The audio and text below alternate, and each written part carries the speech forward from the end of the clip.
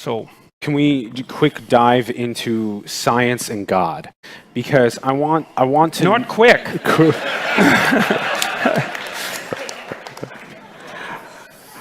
Let's try. So let's try.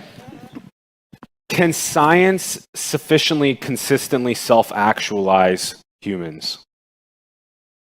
Well, okay. Because with God, with religion, people find some sort of self-actualization. Can science be a source of self-actualization or morality? Not the way that we normally construe science. Like, if you look at, let's make that concrete for a minute. When I teach my students my personality class, and we concentrate a fair bit on clinical theories because I'm a clinician, one of the things I make clear to them is that neither medicine nor clinical psychology are sciences. They're variants of engineering. They're attempting to build something. There's an end in mind. There's an ethical end in mind, right? I mean, what you do when you're a clinical psychologist is try to help people make their lives better. Now, you might say, well, you're trying to make them more mentally healthy. But actually, that's a weaker description than that you're trying to make their lives better. Because sometimes, as a clinical psychologist, you see people who are, they're normal in their health, but they would like their lives to be better. There's an up, obviously, and that introduces the ethical realm.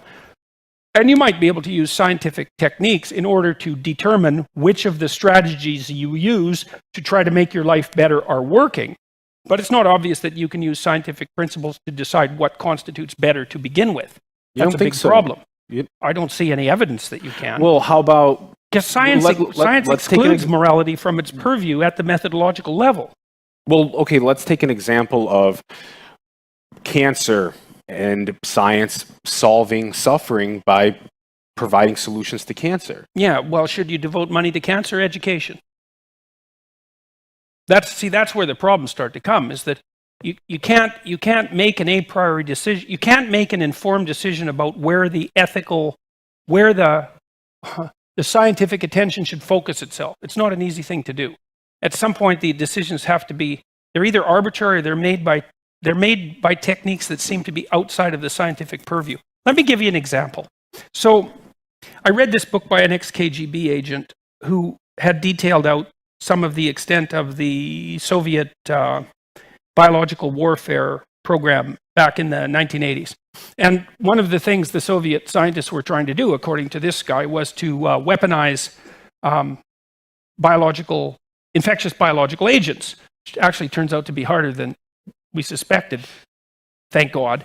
And what they were trying to do was cross smallpox with Ebola.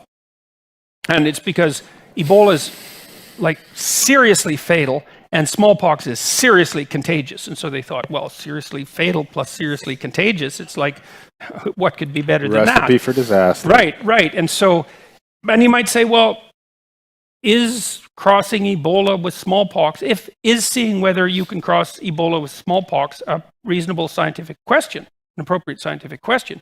And purely from the perspective of science, yes. Because science is a generic problem-solving mechanism. Now, you might say, well, no, it's not something any reasonable human being should ever engage in, but that's not the same thing as asking whether or not it's a question within the reasonable purview of science. I mean, the thing about science is that science was designed to be as value-free a methodology as possible. It's designed for that. And so then people say, well, why is there a gap between science and values? It's like, well, because it's built into the methodology. So it looks to me like you need something that's outside of science to direct the ethic. And it seems to me that's something like stories. Well, it can't come from within science. I don't see how.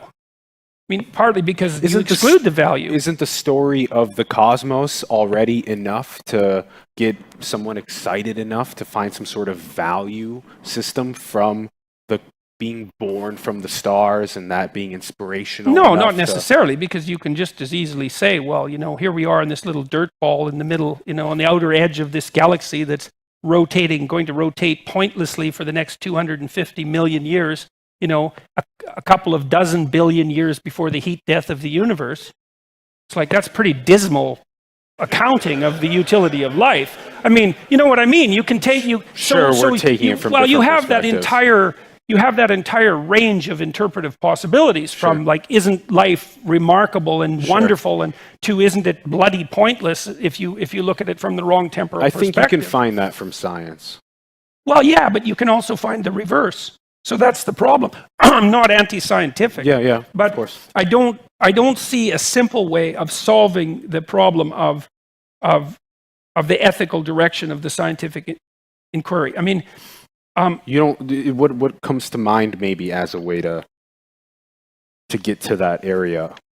Well, one of the things that I talked about in detail with Sam Harris, and we're going to talk about this some more because it's by no means solved, is the relationship between facts and values. And the old idea, Hume's idea, is you can't derive values from a set of facts. And I think that's sort of right, but I kind of think it's more complicated than Hume thought it was, but I'm not exactly sure why. Because like I made a case earlier about this emergent ethic arising out of iterated games. That kind of looks like a scientific observation about the origin of morality. It's something like that. So it's not like science can't inform your moral decisions, but exactly how that might come about is by no means a straightforward issue. And I mean, fascinating. Well, it's also not the case. It's also not self-evident that science has served a beneficial function for human beings.